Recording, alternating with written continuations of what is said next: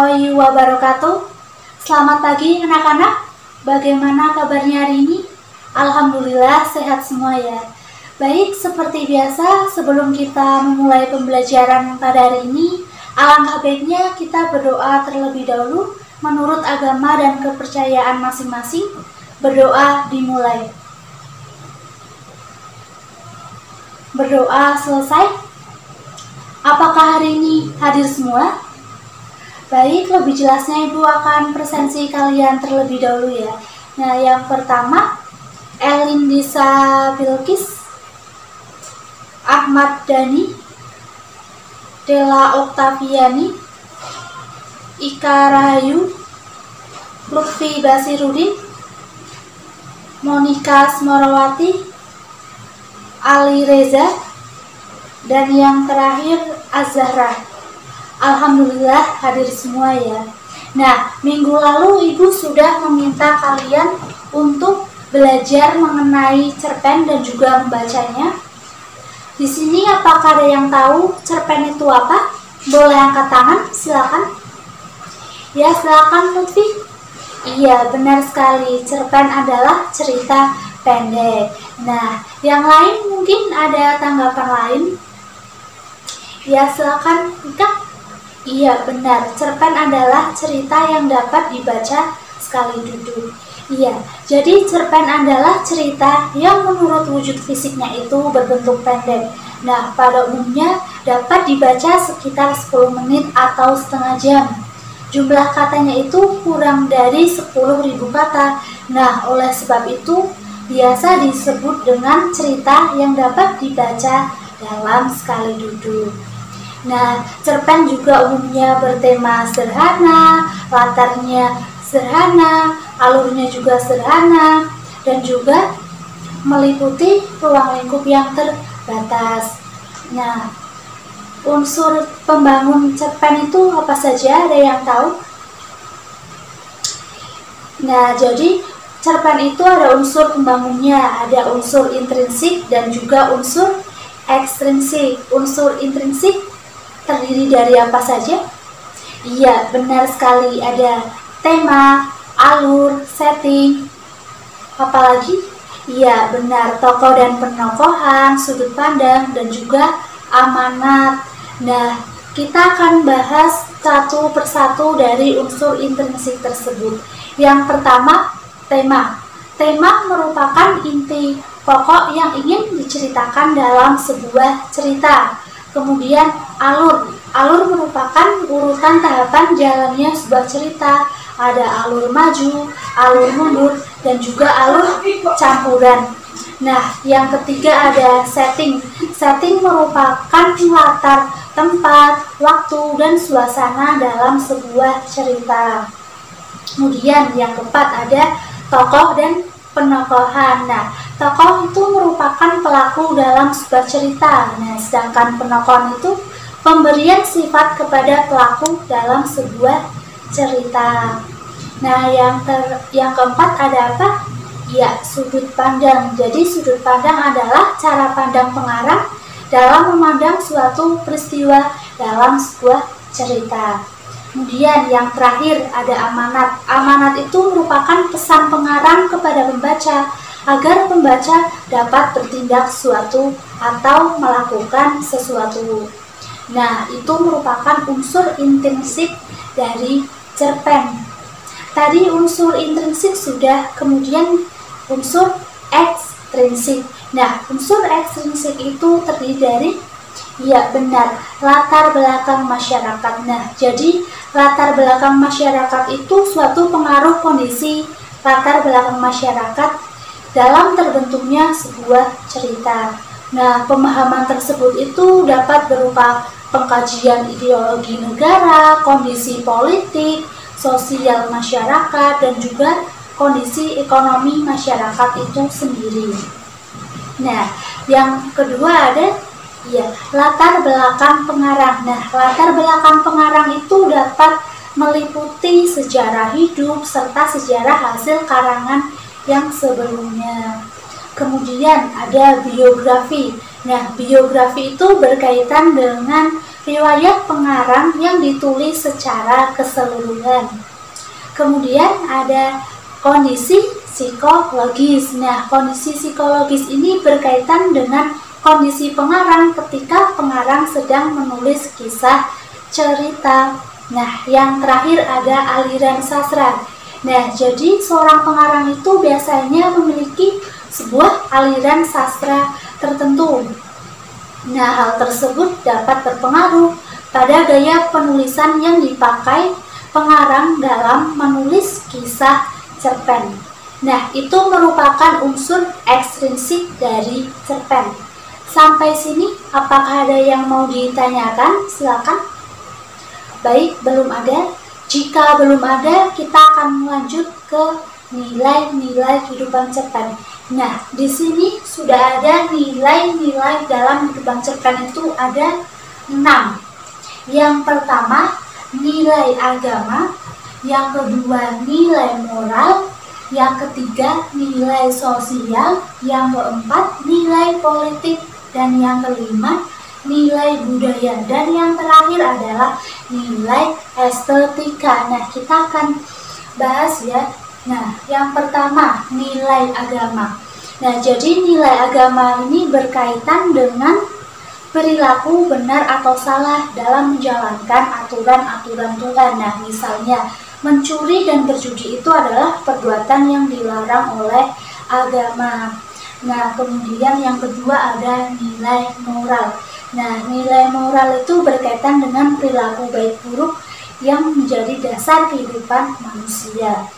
Contohnya apa? Contohnya ketika kita bertemu dengan orang yang lebih tua, kita harus berjabat tangan dan mencium tangannya. Kemudian yang ketiga ada nilai sosial. Nah, nilai sosial itu berkaitan dengan tata laku hubungan antar manusia. Contohnya, ketika ada seseorang yang sedang tertimpa musibah, berarti kita harus menolong mereka. Nah, kemudian yang keempat ada nilai politik. Nah, nilai politik berkaitan dengan permasalahan politik dan juga benar pemerintahan. Nah, jadi contohnya itu misalnya ada unjuk rasa, aksi damai, musyawarah dengan pemerintah. Nah, kemudian yang kelima ada nilai budaya. Nilai budaya itu berkaitan dengan pemahaman, kebiasaan, dan juga hasil karya cipta manusia. Nah, misalnya itu ada gotong royong, musyawarah, ronda, dan juga pesta panen. Kemudian yang terakhir itu ada nilai estetika. Nah, apa sih nilai estetika? Jadi nilai estetika dalam cerpen itu adalah suatu ukuran dalam keindahan dalam suatu cerpen. Nah, misalnya itu ada penggunaan diksi atau pilihan kata yang menggambarkan suatu objek tertentu. Nah, itu merupakan nilai-nilai dalam kehidupan cerpen. Sampai sini apakah ada yang mau ditanyakan? Baik, jika belum ada, kita lanjut ya. Berarti kalian sudah paham kan? Baik, ya. Jadi, di sini Ibu sudah memiliki contoh cerpen, yaitu judulnya Simpai Kramat. Nah, tadi Ibu sudah membagikannya ya. Nah, nanti kalian harus membaca dan memahaminya, karena nanti ada games yang berkaitan dengan cerpen ini. Entah itu unsur pembangunnya ataupun nilai-nilai yang terkandung di dalam cerpen. Bagaimana sih gamenya? Jadi di sini Ibu sudah memiliki komis, kotak misterius. Nah, kenapa Ibu mau namanya komis? Jadi di balik kotak ini itu terdapat sebuah pertanyaan yang nantinya kalian harus jawab. Nah, yang menjawab dengan benar Ibu akan beri poin tambahan. Dan nanti juga di sini ada kotak yang kosong, yang artinya kalian bisa duduk kembali ke tempat duduk. Nah, di sini juga Ibu sudah memiliki stik kartu. Nah, sama. Jadi stik kartu ini berisi pertanyaan-pertanyaan. Nah, nanti Ibu akan panggil kalian satu persatu. Misalnya Ibu akan panggil presensi nomor 2, berarti yang maju presensi nomor 2. Baik, sudah paham ya? Ya, baik, jika sudah paham, Ibu beri waktu 10 menit untuk kalian memahami cerpen Simpai Keramat tersebut. Nah, baik, karena waktunya sudah selesai, Ibu akan langsung panggil presensi nomor 4. Ayo silakan, siapa? Mbak Bilkis, ya silakan maju. Mau pilih kotak yang mana? Warna kuning yang atasnya dia. Nah, di sini ada pertanyaan. Apa nilai agama yang terkandung di dalam cerpen? Nah, bisa langsung dijawab, silakan. Iya, benar sekali. Nah, jadi nilai agama yang terkandung dalam cerpen adalah kewajiban melaksanakan sholat. Nah, hal itu ada kata pada sajadah. Baik, tepuk tangan untuk Mbak Bilkis. Nah, Ibu akan panggil presensi nomor 1. Ayo selanjutnya bisa maju. Siapa? Lutfi. Baik, Lutfi, silakan. Mau pilih kotak yang mana? Kuning, berarti kuning nomor 2 ya, karena yang pertama sudah dihitung ya. Wah, Anda beruntung karena ada tulisan kembali ke tempat duduk. Ya, silakan. Kemudian Ibu akan panggil presensi nomor 8. Siapa? Azahra. Ya, silakan bisa maju Mbak Azahra. Mau pilih kotak yang apa? Biru. Yang atas atau bawah? Bawah. Baik ya, kita akan lihat isinya apa. Ternyata isinya kartu warna merah. Nah, jadi Azahra, kita lihat ya, di kartu warna merah ini ada apa. Dan ternyata ada pertanyaan nilai sosial yang terkandung dalam cerpen. Nah, bisa langsung dijawab, silakan.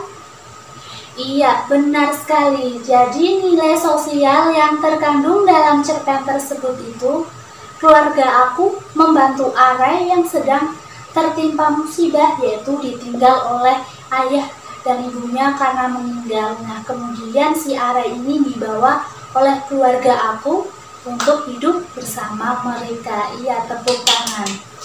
Baik, karena waktunya hampir selesai ya, Ibu akan simpulkan pembelajaran hari ini ya. Jadi kesimpulan pembelajaran hari ini itu adalah mengenai cerpen. Cerpen adalah cerita yang menurut wujudnya berbentuk pendek.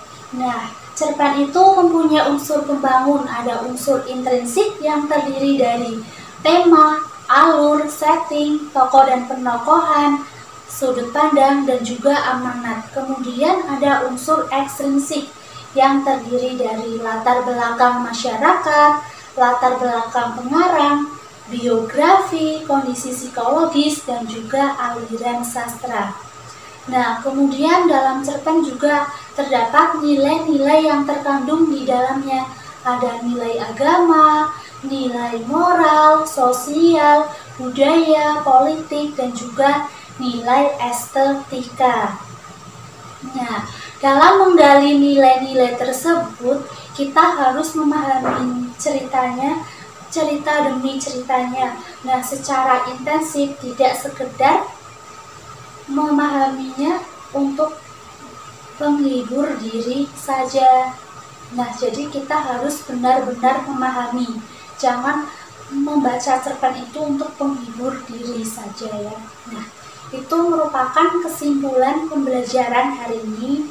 Untuk tugas minggu depan, Ibu minta kalian untuk membuat kerangka cerpen. Nah, kerangka cerpen itu berarti temanya bebas. Kalau ingin berkonsultasi kepada Ibu, silakan. Ibu cukupkan sampai di sini. Terima kasih. Wassalamualaikum warahmatullahi wabarakatuh.